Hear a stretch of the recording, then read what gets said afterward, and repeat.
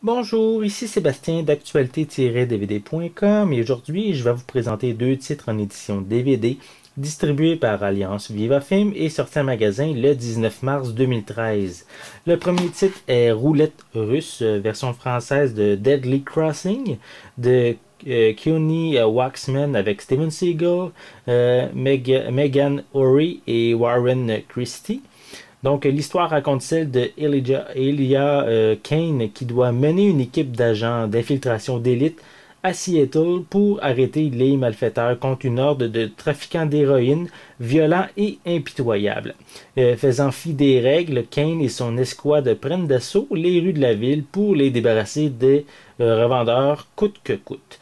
Donc, ce film d'action est en fait les deux premiers épisodes de la série télé qui s'appelle True Justice.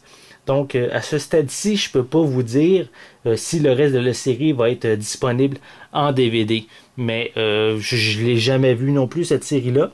Mais de la manière que je vois, c'est que ils ont fait un montage des deux premiers épisodes pour en faire un film.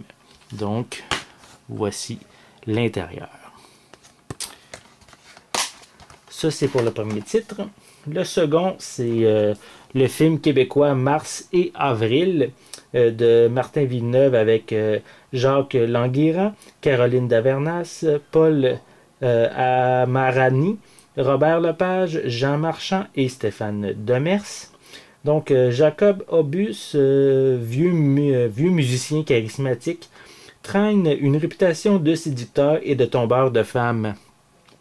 Il se donne en spectacle régulièrement dans un bar et hypnotise son public grâce à des instruments uniques inspirés du corps des femmes. Ces appareils sont imaginés par son ami Arthur et construits par le père de ce dernier, un célèbre cosmologue qui a trouvé le moyen d'échapper à la mort grâce à l'une de ses inventions. Les trois hommes mènent une existence relativement paisible jusqu'à ce qu'ils rencontrent Avril, une jeune photographe imprévisible dont Jacob et Arthur tombent follement amoureux. Donc ce drame de science-fiction est quand même l'un des premiers films du genre produit au Québec. Lors de sa sortie en salle à l'automne dernier, le film, je trouve qu'il a quand même passé inaperçu pour un genre quand même peu commun pour le Québec. Donc voici l'arrière de la pochette. Bientôt, je pourrais moi ou un de mes collègues pourront vous en parler plus longuement, à savoir si c'est un film qui vaut la peine ou non. Donc, comme je viens de le mentionner, une critique plus détaillée va être disponible prochainement pour chacun des titres. Donc, je vous invite à consulter mon site actualité-dvd.com. C'était Sébastien. Merci et bon visionnement.